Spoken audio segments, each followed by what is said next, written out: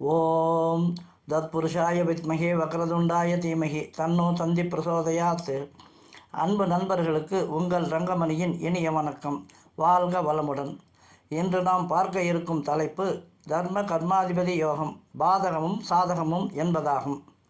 ஜோதிடத்தில் உள்ள முதல் தர தலையாய யோகமாக சொல்லப்பட்டு வரும் யோகம் தர்ம கர்மாதிபதி யோகமாகும். இந்த யோகம் தலைசிறந்த யோகமாக கருதப்படுகிறது. இதில் உள்ள தர்மம் என்பது 9ஆம் பாவத்தையும், கர்மம் என்பது 10ஆம் பாவத்தையும், யோகம் என்பது சேர்க்கையையும் குறிக்கிறது. ஆகவே தர்ம கர்மாதிபதி யோகம் எனப்படுவது யாதெனில், இந்த 9ஆம் பாவாதிபதியும் 10ஆம் பாவாதிபதியும் சேர்க்கை, பார்வை, பரிவர்த்தனை பெற்று இருப்பது ஆகும்.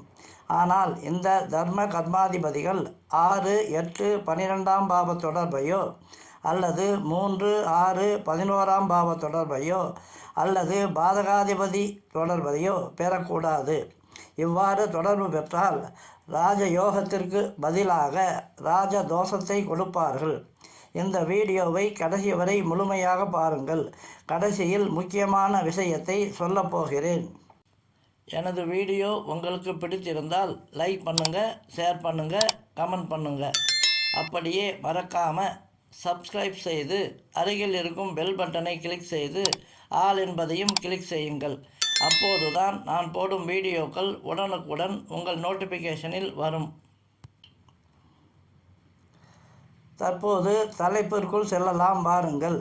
சென்ற வீடியோவில் தர்ம கர்மாதிபதிகள் தரும் பாதக சாதகங்களை மேஷ லக்னம் முதல் கன்னி லக்னம் வரை பார்த்தோம் அல்லவா? இந்த வீடியோவில் மீதமுள்ள துலாம் லக்னம் முதல் மீன லக்னம் வரை பார்க்கலாம் வாருங்கள். முதலில் துலா லக்னம். இந்த துலா லக்னத்திற்கு 9ஆம் பாவாதிபதியாக புதனும் 10ஆம் பாவாதிபதியாக சந்திரனும் வருகிறார்கள். இங்கு புதனுக்கு 9 மற்றும் 12ஆம் பாவ ஆதிபத்தியம் உள்ளது.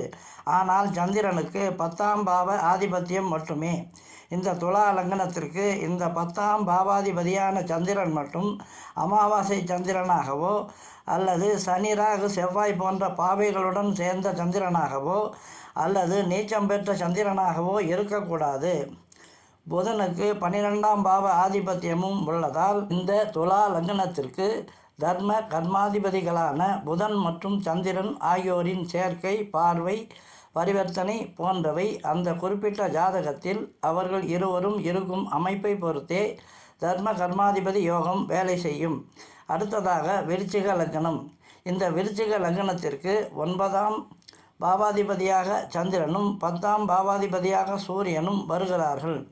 சந்திரன், சூரியன் இருவருக்கும் தலா ஒரே ஒரு ஆதிபத்தியம் உள்ளதால் இந்த விருச்சிக லக்னத்திற்கு சந்திரன் சூரியனுடன் சேர்ந்திருந்தால் சந்திரன் அமாவாசை சந்திரனாகி தனது ஒளியை முழுமையாக இழந்து விடுவார். இந்த விருச்சிக லக்னம் ஒரு ஸ்திர லக்னமாகும். ஸ்திர லக்னத்திற்கு 9ஆம் பாவாதிபதி பாதகாதிபதி ஆவார். அதனால் சந்திரன் தனது ஒளியை முழுமையாக இழப்பது ஒரு வகையில் நல்லதே ஆகும்.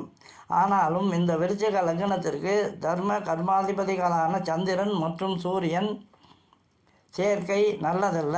ஆனால் அதே சமயம் இந்த இருவரையும் பலம் பெற்ற குருவோ அல்லது சுக்கிரனோ பார்த்தால் தோஷம் விலகி நன்மையே உண்டாகும். இந்த சந்திரன் சூரியருக்கு நேரெதிரே பௌர்ணமி திதியில் இருந்தால் மிக நல்ல யோகத்தை கொடுக்கும். அடுத்ததாக தனுசு லக்னம். இந்த தனுசு லக்னத்திற்கு 9ஆம் பாவாதிபதியாக சூரியனும் 10ஆம் பாவாதிபதியாக புதனும் வருகிறார்கள். இந்த புதனுக்கு மற்றொரு ஆதிபத்தியமாக 7ஆம் பாவ ஆதிபத்தியம் உள்ளது. தனுசு லக்னம் ஒரு உபய லக்னமாகும். உபய லக்னத்திற்கு 7ஆம் பாவாதிபதி பாதகாதிபதி ஆவார். அதனால் இங்கு புதன் பாதகாதிபதியாகவும் செயல்படுவார். ஆகவே இந்த தனுசு லக்னத்திற்கு தர்ம கர்மாதிபதிகளான சூரியன் மற்றும் புதன் ஆகியோரின் சேர்க்கை, பரிவர்த்தனை போன்றவை இவர்கள் இருவரும் அந்த ஜாதகத்தில் இருக்கும் அமைப்பை பொறுத்தே தர்ம கர்மாதிபதி யோகத்தை கொடுக்கும். அடுத்ததாக மகர லக்னம். இந்த மகர லக்னத்திற்கு 9ஆம் பாவாதிபதியாக புதனும் 10ஆம் பாவாதிபதியாக சுக்கிரனும் வருகிறார்கள். இங்கு புதனுக்கு மற்றொரு ஆதிபத்தியமாக 6ஆம் பாவ ஆதிபத்தியமும் சுக்கிரனுக்கு மற்றொரு ஆதிபத்தியமாக 5ஆம் பாவ ஆதிபத்தியமும் உள்ளது. மகர லக்ன அதிபதியான சனிக்கு சுக்கிரனும் புதனும் நண்பர்கள் ஆவார்கள். ஆனாலும் இங்கு புதனுக்கு 6ஆம் பாவ ஆதிபத்தியமும் உள்ளதால் இந்த மகர லக்னத்திற்கு தர்ம கர்மாதிபதிகளான புதன் மற்றும் சுக்கிரன் ஆகியோரின் சேர்க்கை பரிவர்த்தனை இவர்கள் இருவரும் அந்த குறிப்பிட்ட ஜாதகத்தில் இருக்கும் அமைப்பை பொறுத்தே தர்ம கர்மாதிபதி யோகம் வேலை செய்யும். அடுத்ததாக கும்ப லக்னம். இந்த கும்ப லக்னத்திற்கு 9ஆம் பாவாதிபதியாக சுக்கிரனும் 10ஆம் பாவாதிபதியாக செவ்வாயும் வருகிறார்கள். இந்த இருவருக்கும் மற்றொரு ஆதிபத்தியமாக 4ஆம் பாவமும் 3ஆம் பாவமும் வருகிறது. இந்த கும்ப லக்னம் ஒரு ஸ்திர லக்னமாகும். ஸ்திர லக்னத்திற்கு 9ஆம் பாவாதிபதி பாதகாதிபதி ஆவார். இந்த கும்ப லக்னத்திற்கு சுக்கிரன் பாதகாதிபதியாகவும் செயல்படுவார்.